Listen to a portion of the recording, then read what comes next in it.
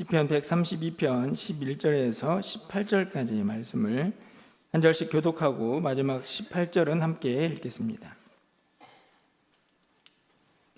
여호와께서 다윗에게 성실히 맹세하셨으니 변하지 아니하실지라. 이르시기를 내 몸의 소생을 내 왕 위에 둘지라. 내 자손이 내 언약과 그들에게 교훈하는 내 증거를 지킬진대 그들의 후손도 영원히 내 왕위에 앉으리라 하셨도다.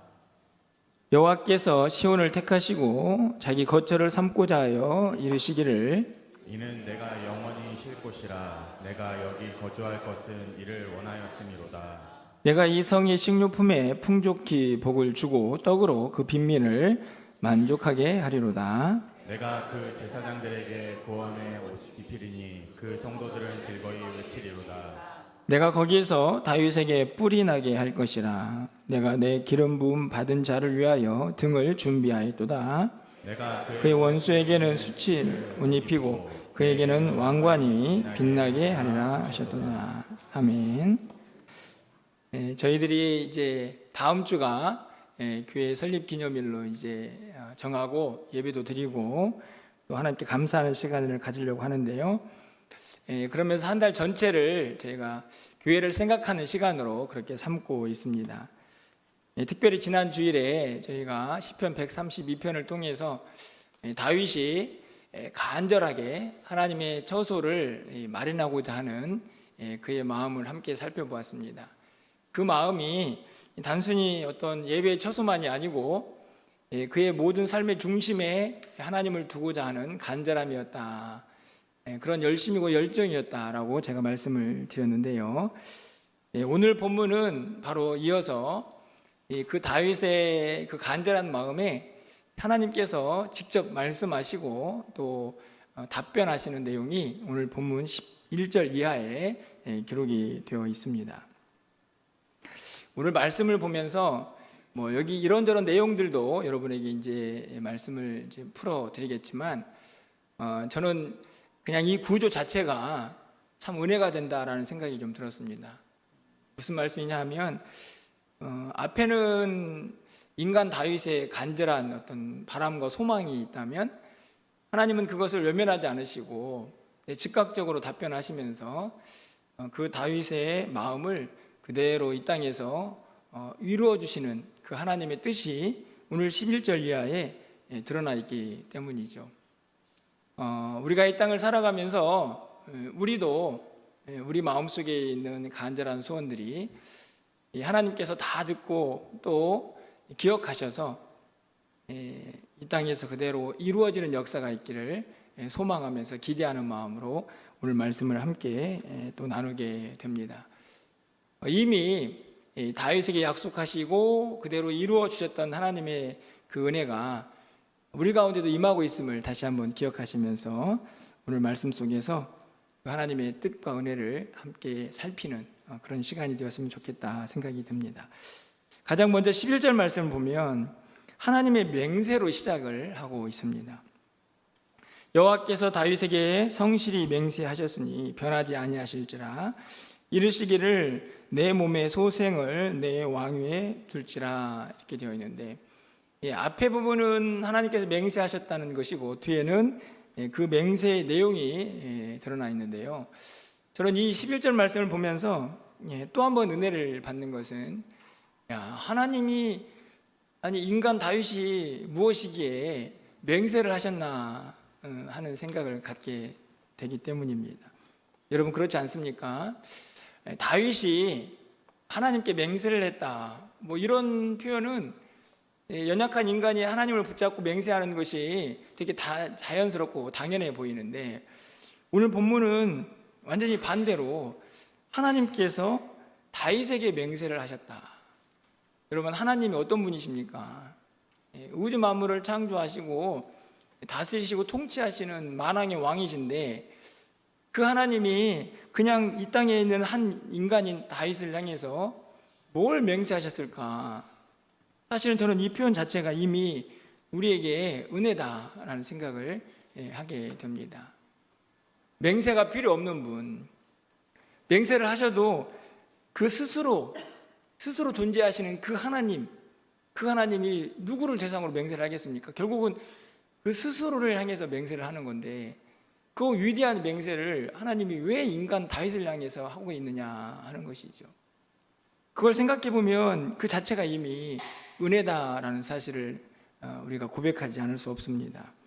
왜냐하면 그 맹세가, 그 언약이 오늘 우리 가운데도 유유히 흐르고 있고, 그 언약 때문에 우리가 지금 이 자리에 앉아 있기 때문이죠.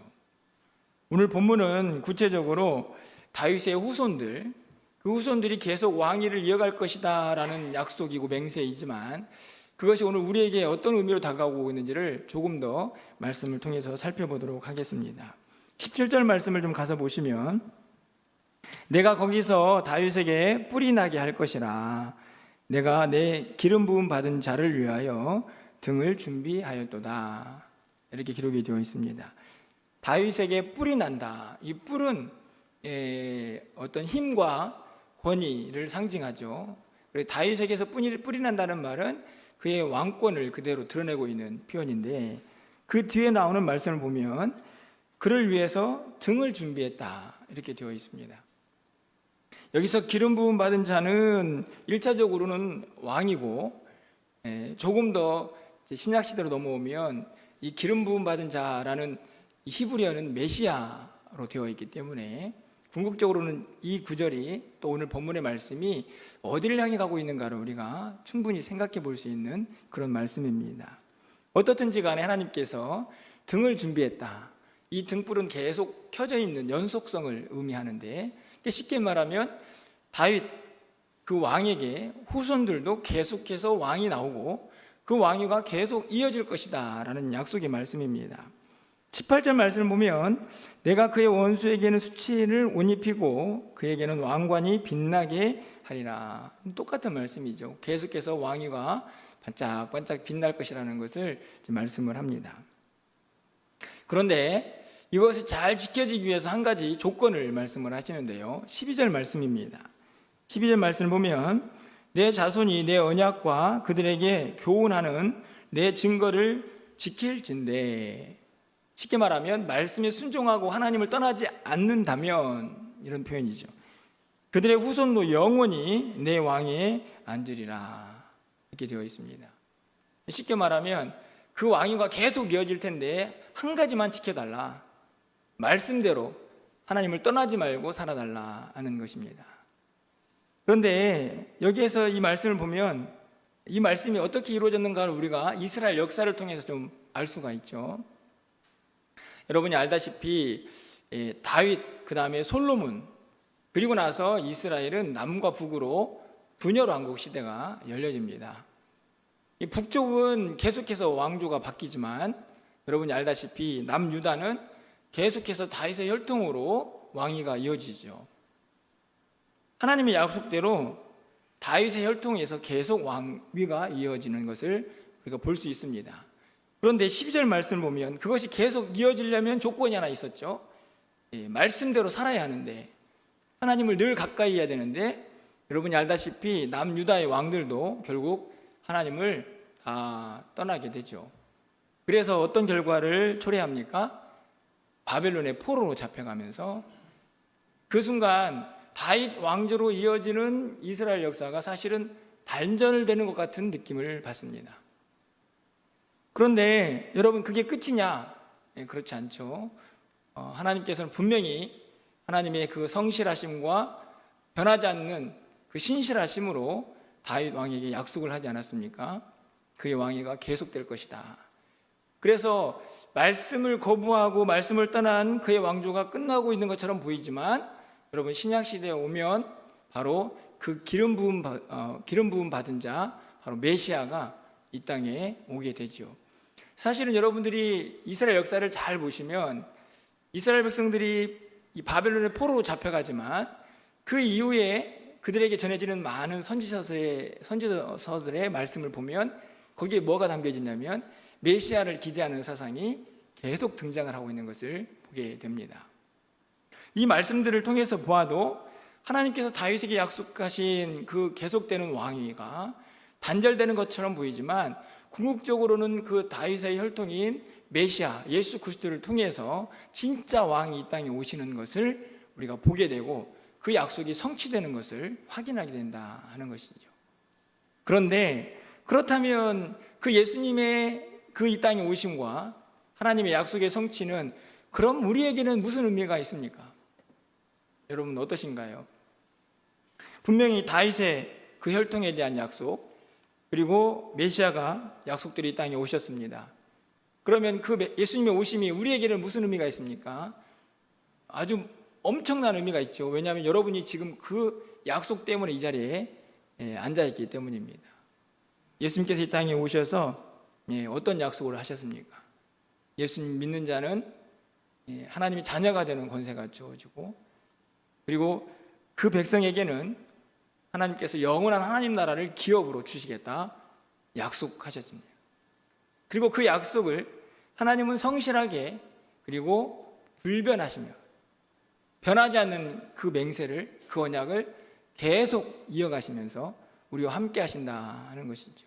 쉽게 말하면 예수 그리스도를 통해서 우리도 언약 백성이 되었다 하는 것입니다.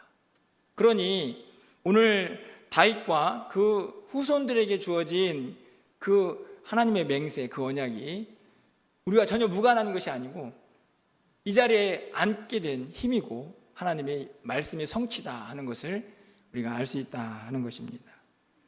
그래서 우리는 오늘 이 말씀을 통해서 가장 먼저 은혜다라는 사실을 고백하지 않을 수가 없습니다. 여러분 잘 알다시피 다윗이 완벽합니까? 그렇지 않죠. 실수도 많고 실패도 많고 하나님 앞에서 범죄하기도 했습니다. 그럼에도 불구하고 다윗에게 하신 약속을 끝까지 지키신 것은 하나님의 주권적인 은혜죠. 하나님의 그 성실하심과 그 변하지 않는 하나님의 그 성품 때문에 하나님께서 하신 그 약속을 끝까지 지켜내신 것입니다. 우리도 마찬가지입니다. 하나님께서 주권적으로 우리를 택하셔가지고 예수 믿게 하셨습니다.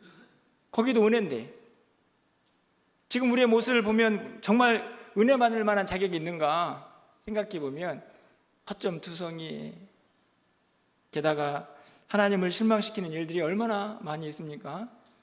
그럼에도 불구하고 우리가 그 나라를 약속으로 받고 끝까지 소망하면서 우리가 구원받은 백성으로 살아갈 수 있다고 자신 있게 말할 수 있는 이유는 우리에게 있지 않고 하나님의 신실하신 언약이 있음을 고백하게 됩니다.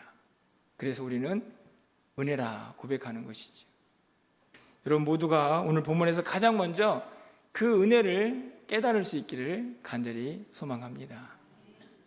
우리가 지금 이 자리에 앉아 있는 것은 여러분의 생각과 여러분의 뜻대로 앉아 있는 것이 아니고 하나님의 변함없는 그 언약, 신실하신 언약 때문에 오늘 이 자리에 앉아 있고, 그리고 그 신실하신 언약은 우리의 연약함과는 상관없이 그분의 언약이 완전하시기에 우리를 끝까지 구원의 길로 인도하실 것을 믿음으로 고백하시면서 그 은혜 앞에 감사하는 이 시간이 되기를 간절히 소망합니다.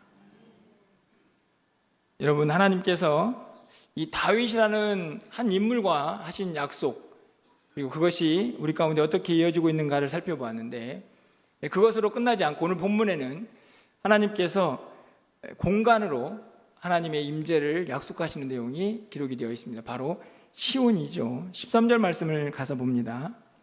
여호와께서 시온을 택하시고 자기 거처를 삼고자 하여 이르시기를.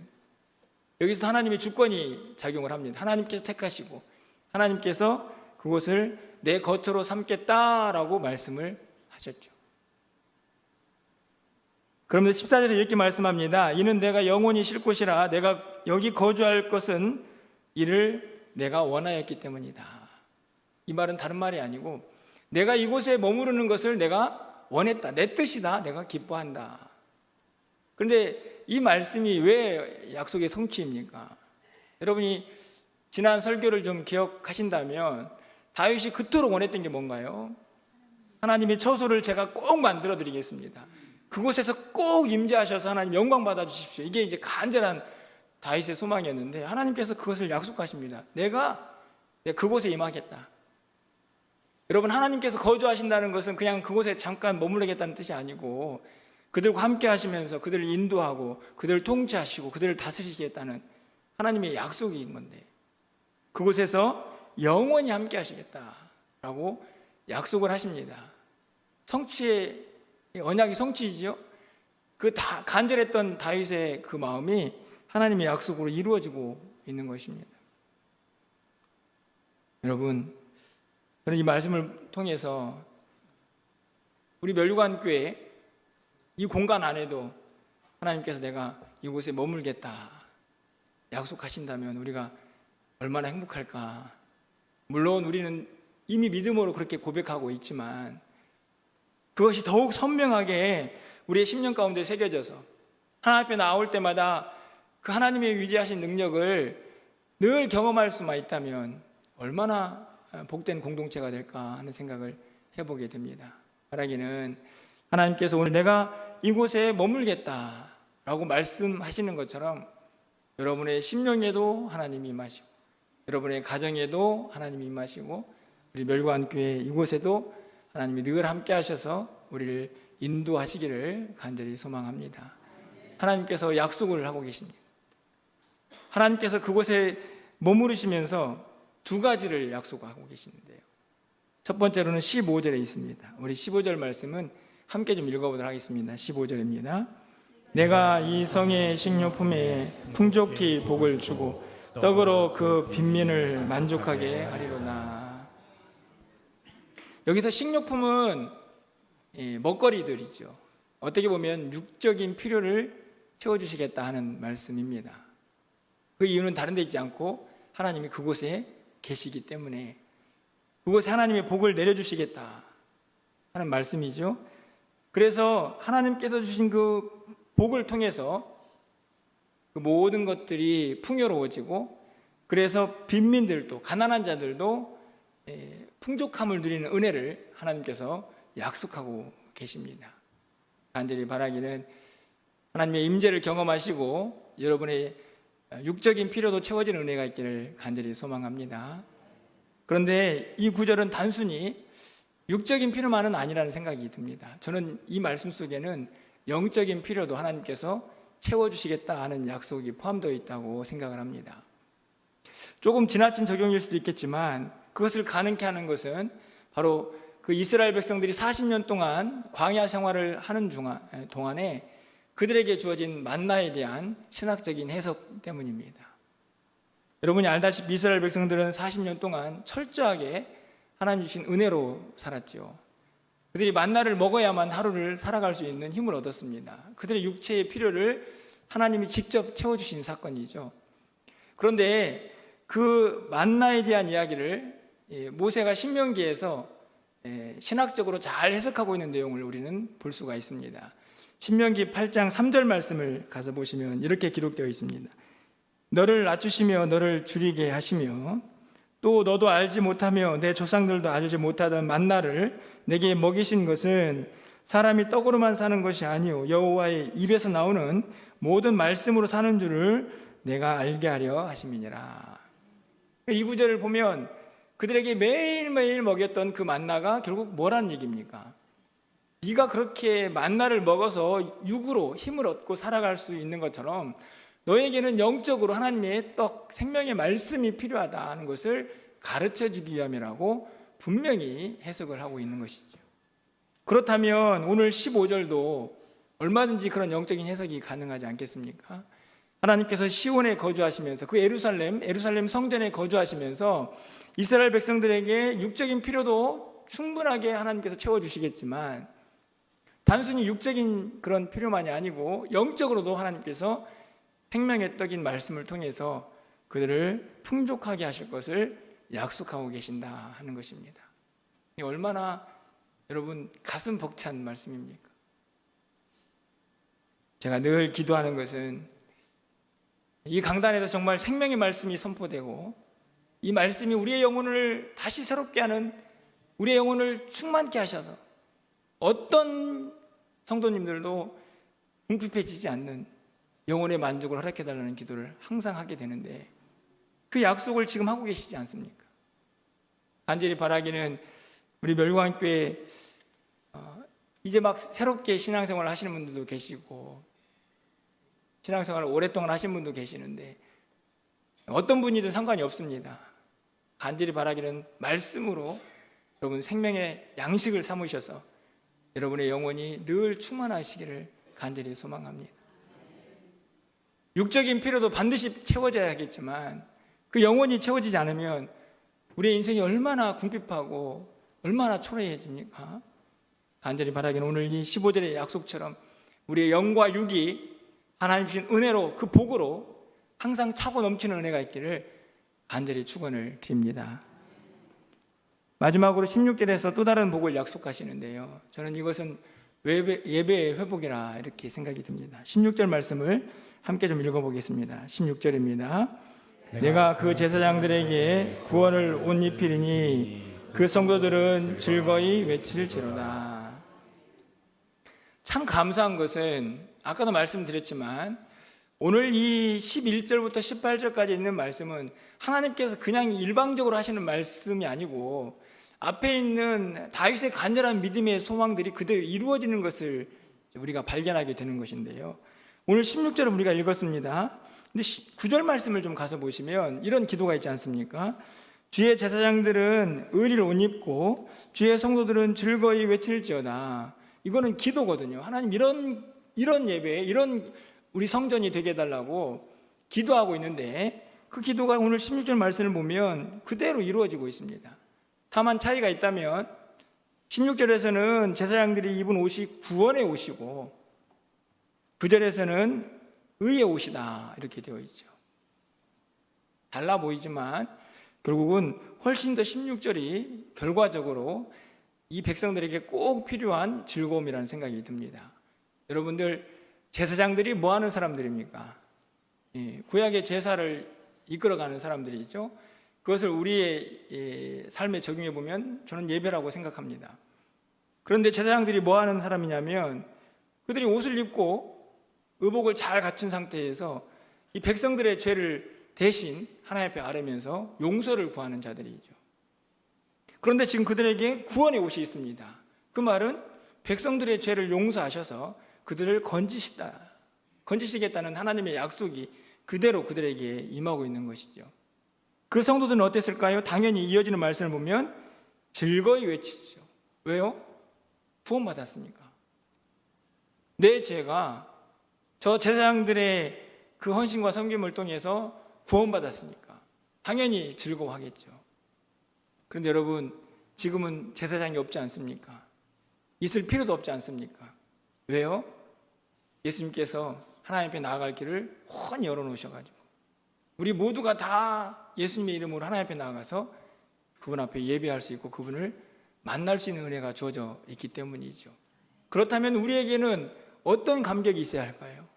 오늘 저는 16절 말씀처럼 구원의 감격, 그것이 예배하는 자, 그것이 주님 앞에 나아가는 자에게 반드시 갖춰져야 될 마음의 상태라고 확신합니다. 그것을 약속하고 있는 것이죠. 제사장들에게는 구원의 옷을 입히고 그 성도들은 즐거워 외치게 할 거다. 하나님의 약속입니다. 어디에서요? 내가 거주하는 시온에서, 내가 머문 그 예루살렘에서, 내가 머무는 그 성전에서 예배하는 모든 자들에게 그 회복을 약속하고 계시는 것입니다. 다윗이 이런 기도를 했습니다. 시편 51편 12절에서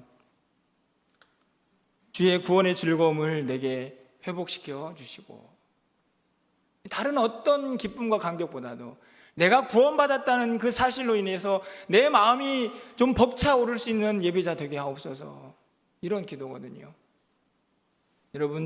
여러분의 지난 한 주간은 어떠셨습니까?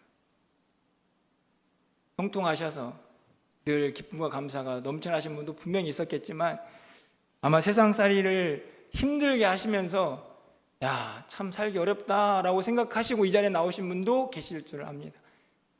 하지만 어떤 상황에서 여러분이 이 자리에 나오셨든지 간에 이 자리에 나온 모든 분들에게는 구원의 기쁨이 함께하고 있는 줄 믿습니다.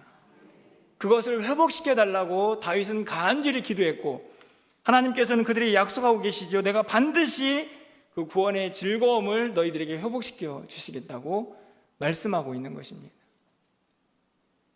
그럼 얼마나 행복한 예배 장소입니까? 하나님께서 여기에 거주하시고 임재하시고 그 안에서 하나님의 말씀으로 우리의 영혼이 다시 한번 새로워지고 성도들은 그 구원의 기쁨과 감격으로 자신의 삶의 모습이 어떠하든지 간에 가슴 벅차서 하나님 앞에 온전히 나아가 예배하는 그 공동체, 하나님께서 그곳을 지금 약속하고 계시니 얼마나 복된 모습인가 하는 것이죠. 여러분 어떠신지 모르겠지만 목회하는 저는 항상 이런 예배, 이런 성도, 이런 공동체를 소망해 보게 됩니다. 여러분 모두에게도 이 기대와 소망이 늘 함께 하시기를 간절히 소망합니다. 하나님께서 약속하셨으니 그것을 간절히 사모하는 우리 모두에게도 그 언약을 이루어 주실 줄 믿습니다. 말씀을 맺으려고 합니다. 저는 오늘 본문에서 여러 가지 것들이 있지만 결국은 은혜이구나 하는 고백밖에 할 수가 없습니다. 도대체 우리가 무엇이기에 이렇게 변화불쌍하고 넘어지고 연약한 우리들을 하나님께서 택하셔가지고 하나님 자녀 삼아주시고 언약 백성 삼아주셔서 저 하나님 나라 소망하게 하시고 그 나라 갈 수 있도록 우리를 이끌어 주시는가? 은혜이죠, 은혜. 그래서 여러분 11절 상반절을 다시 한번 돌아보게 됩니다. 여호와께서 다윗에게 성실히 맹세하셨으니 변하지 아니하실 것이다. 그 하나님 우리 하나님인 줄 믿습니다. 우리가 대단한 공로가 있어서 우리가 정말 구원받을 만한 자격이 있어서 이 자리에 있는 것이 아니고 하나님께서 우리를 택하셔서 하나님이 언약하시고 그 백성 삼아 주셨기 때문에 이 자리에 있는 것이고 그 약속은 성실하시고 변하지 않으셔서 우리가 어떻게 쓰러지고 넘어져도 끝까지 우리를 붙잡고 그 나라로 인도하실 것이니 감사할 따름이죠. 여러분 그 은혜를 기억하시면서 그 신실하신 하나님을 여러분 삶의 중심에 항상 모시고 살아가시기를 간절히 소망합니다. 그리고 기대하시기를 바랍니다. 오늘 시온에 거주하시면서 아니 우리 멸류관 교회에 거주하시면서 우리의 영과 육을 풍성케 하시고 회복시켜 주시고 우리의 예배도 구원의 기쁨과 감격으로 다시 회복시킬 그 하나님을 기대하시기를 소망합니다. 하나님께서 그런 우리 모두를 그런 공동체를 사용하시고 이끌어 주셔서 하나님의 영광만 가득한 우리 모두를 그렇게 만들어 주시고 이끌어 주실 줄 믿습니다. 그 은혜 안에서 또 이 한 달을 보내시고 이 한 주간도 승리하시며 살아갈 수 있는 저와 여러분의 삶이 되시기를 주님의 이름으로 간절히 축원을 드립니다.